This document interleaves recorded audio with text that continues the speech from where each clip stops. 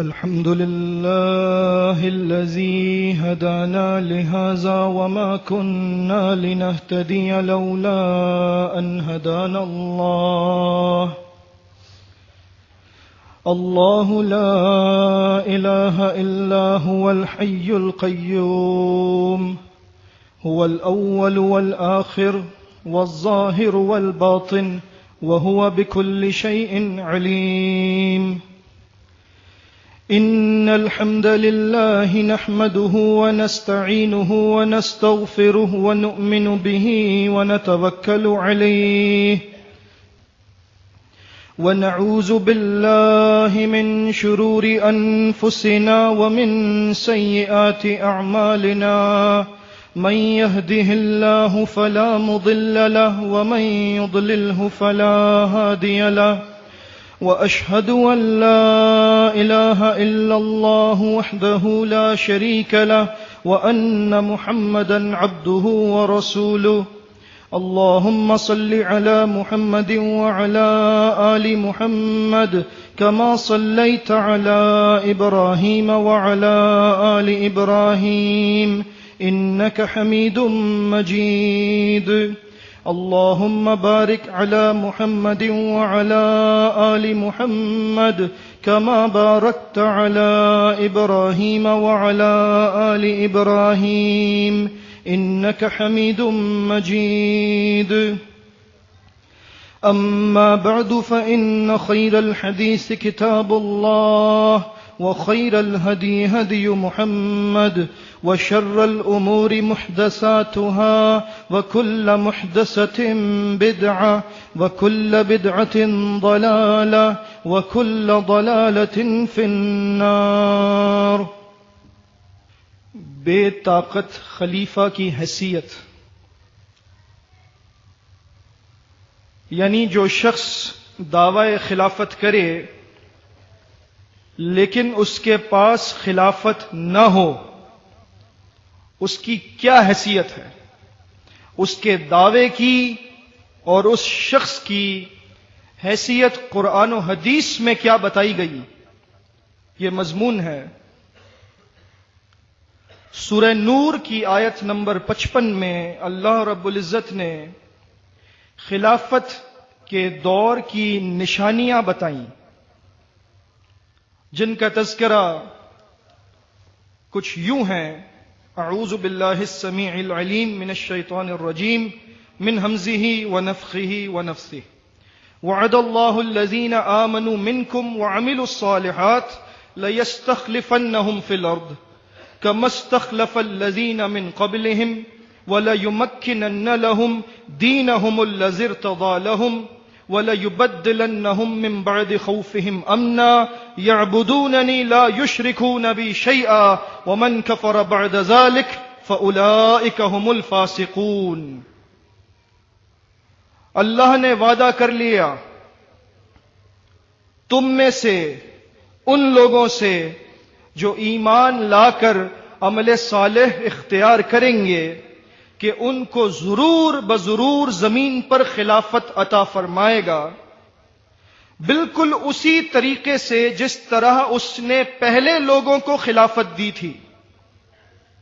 اس خلافت کی نشانیاں یہ ہوں گی کہ اللہ ضرور دور خلافت میں اس دین کو مضبوطی عطا کرے گا جس دین کو اللہ نے ان کے لیے پسند فرمایا ہے، اور اللہ اس دور خلافت میں ضرور بضرور ان کے خوف کی حالت کو امن میں بدل دے گا اور کہیں خوف نہ رہے گا۔ ان بندوں کی صفات یہ ہوں گی کہ وہ صرف میری عبادت کرتے ہوں گے اور میرے ساتھ ذرہ برابر بھی شرک نہ کرتے ہوں گے۔ لیکن جن لوگوں نے اس نعمت کے مل جانے کے بعد کفر کیا تو ایسے ہی لوگ بدکار ہیں۔ اس آیت سے آپ کو اندازہ ہو رہا ہوگا کہ دنیا میں اس وقت کسی بھی خطے میں یہ نشانیاں پوری نہیں ہو رہی۔ نہ دین اسلام تمکنت حاصل کر سکا اور نہ ہی کہیں کسی خطے میں دنیا کے ایسا امن ہے کہ خوف کا نام و نشان نہ ہو. اور جب تک ایسا نظام حکومت کسی خطے میں نہیں آئے گا اس وقت تک خلافت کا دعویٰ باطل ہے، اور اس شخص کو کہ جو دعوی خلافت کرے اس کو جھوٹا قرار دیا جائے گا. کیونکہ دعوے کے لیے دلیل ہونی چاہیے. کمزوری کے دور سے طاقت کے دور کی طرف جانا یہ فطری عمل ہے. کوئی بھی چیز دنیا میں، کوئی بھی مخلوق ایسی نہیں ہے جو اس طریقے سے کمزوری سے طاقت کی طرف نہ جاتی ہو. آپ کسی بھی چیز کی مثال لے لیں، ہر چیز کو اللہ نے صفر سے پیدا کیا اور پھر اس کو وہ حیثیت دی کہ لوگ اس کو دیکھتے ہیں اور اس کے دعوے کی حیثیت کو پہچانتے ہیں. یہ ساری کائنات شروع میں کچھ بھی نہ تھا اور اللہ نے ایک پل میں اس کو پیدا کیا. جو نظام آج کے دور میں جب جدید دور ہے اور تحقیق ہوئی تو کہتے ہیں کہ 8 ارب سال لگ گئے اس نظام شمسی تک پہنچتے پہنچتے کائنات کو. لیکن ہم نہیں تھے، صرف اللہ کی ذات تھی جس نے ان کروڑوں اربوں سالوں میں دنیا کو اس مقام تک پہنچایا کہ پھر زمین تیار ہوئی اور 6 دن میں اللہ نے اس کا تمام نظام درست کر دیا.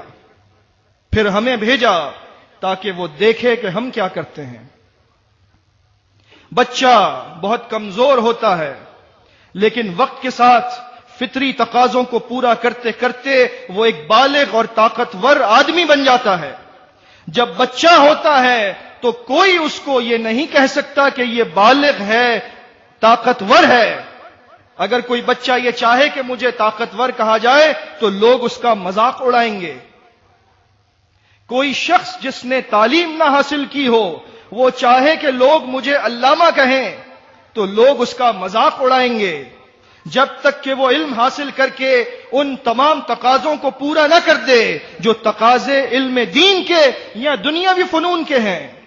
جب وہ تقاضوں کو پورا کرے گا تو لوگ خود نشانیاں دیکھ کر کہیں گے کہ یہ عالم ہے، بڑا سمجھدار آدمی ہے.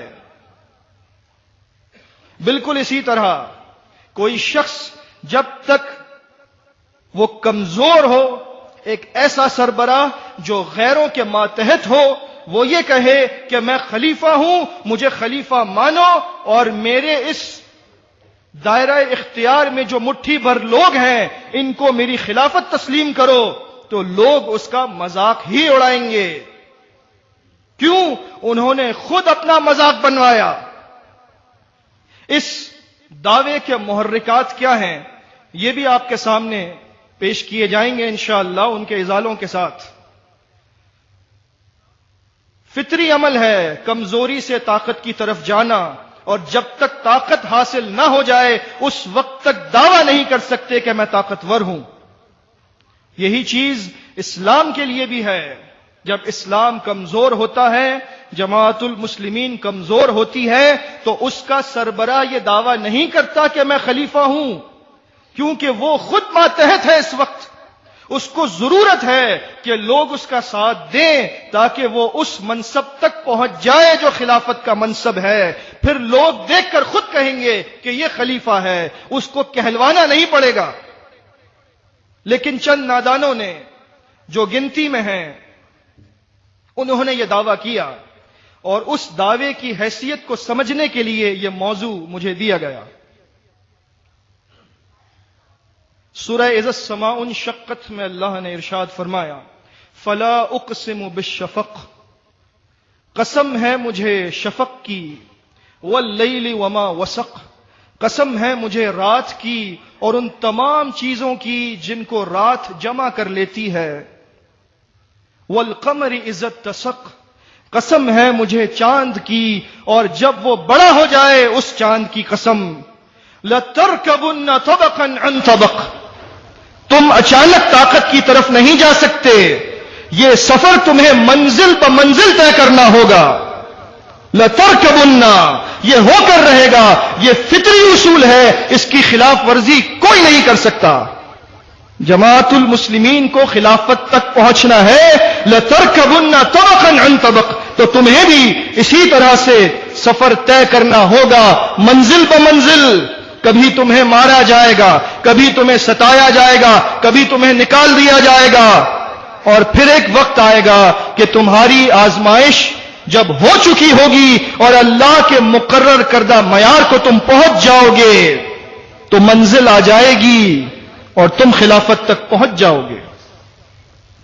پھر دعویٰ کر لینا کہ خلیفہ ہے ہمارا سربراہ، آج نہیں، دعوے کے لیے دلیل ہونی چاہیے، اور اللہ نے تمام باطل کے پرستاروں سے دلیل کا مطالبہ کیا۔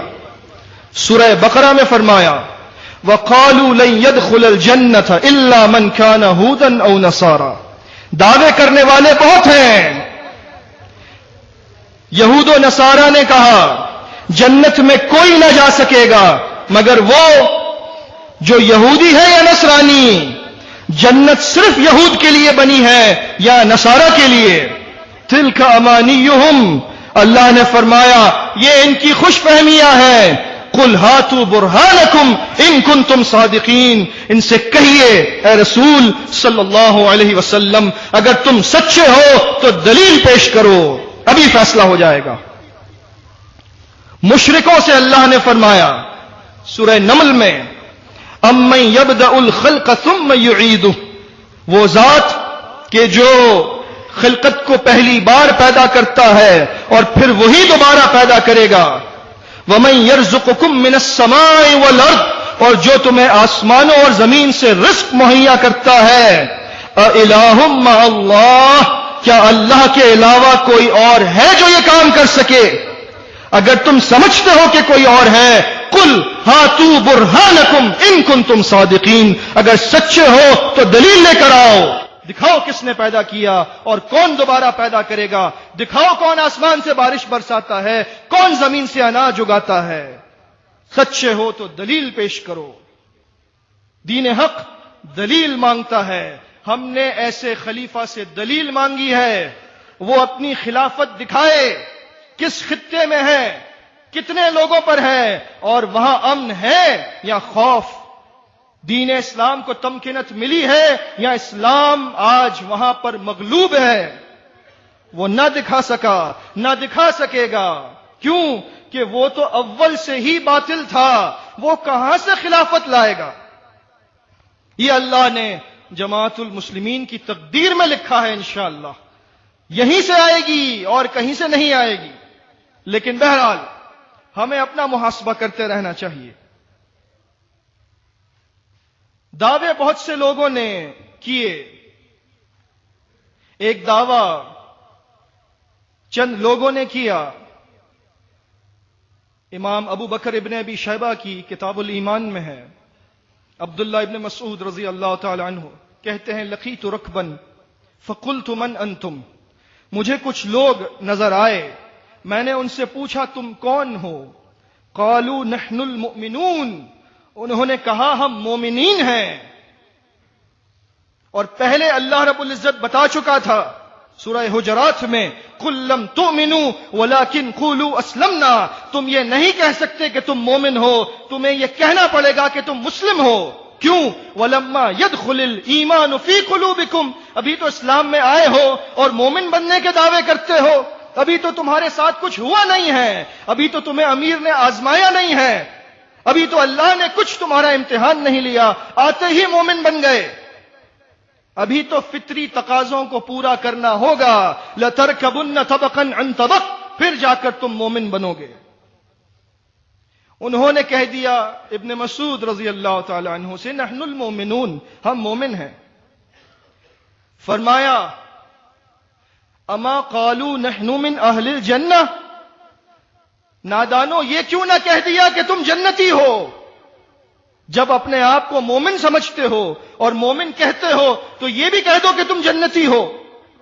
بات دوبارہ وہیں آتی ہے کہ دعوے کے لیے دلیل ہونی چاہیے، فطری تقاضوں کو پورا کرنا ہوگا، تب جا کر لوگ خود کہیں گے کہ یہ بندہ ہے اس قابل کہ اللہ اس کو مومنین میں کر دے، پھر بھی دعا کرنی چاہیے۔ کوئی یہ کہہ نہیں سکتا کہ میں مومن ہوں، نہ کسی کے بارے میں آپ کو یہ گمان ہو سکتا ہے کہ وہ مومن ہے۔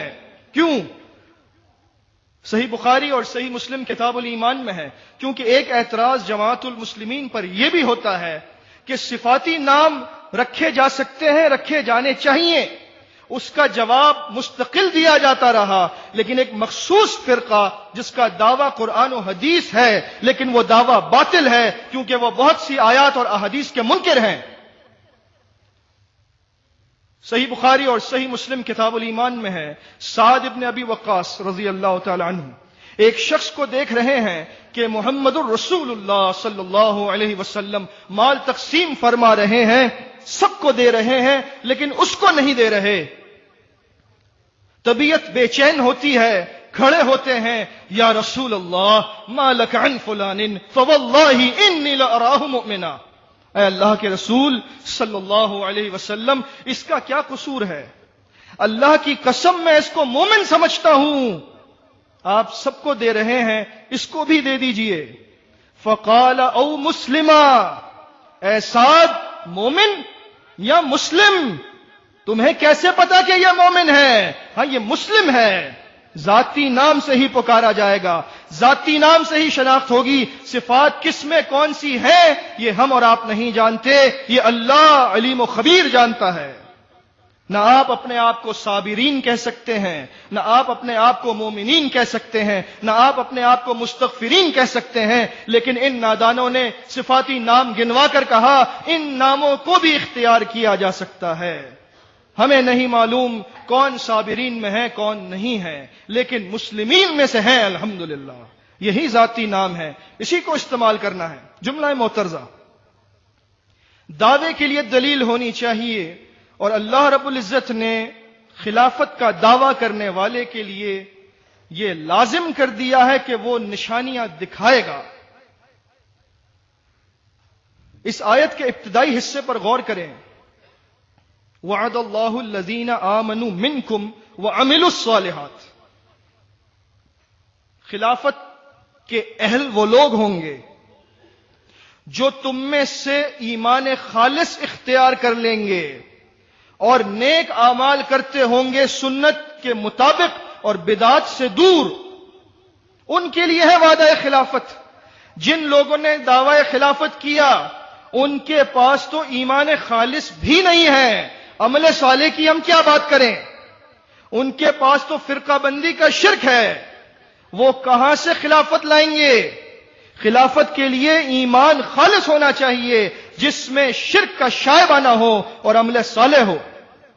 سورہ صف میں اللہ رب العزت نے ارشاد فرمایا، خلافت کے وعدے کو دہرایا، یا ایھا الذین آمنوا هل ادلکم علی تجارۃ تنجیکم من عذاب علیم، اے ایمان والو کیا میں تمہیں ایک ایسی تجارت بتاؤں جس کے کرنے سے تم دردناک عذاب سے بچ جاؤ گے؟ تؤمنون باللہ ورسولہ، سب سے پہلی بات یہ ہے کہ تمہیں ایمان خالص رکھنا ہوگا اللہ پر اور اس کے رسول صلی اللہ علیہ وسلم پر۔ وَتُجَاهِدُونَ فِي سَبِيلِ اللَّهِ بِأَمْوَالِكُمْ وَأَنفُسِكُمْ، اور جہاد کرنا ہوگا اپنے مالوں سے اور اپنی جانوں سے۔ ذَلِكُمْ خَيْرٌ لَكُمْ إِن كُنتُمْ تَعْلَمُونَ، اگر تم سمجھ لو تو یہ تمہارے حق میں بہتر ہے۔ اسی رستے پر چلنے سے وہ خلافت ملے گی جو دراصل خلافت ہے، ورنہ دھوکہ ہے۔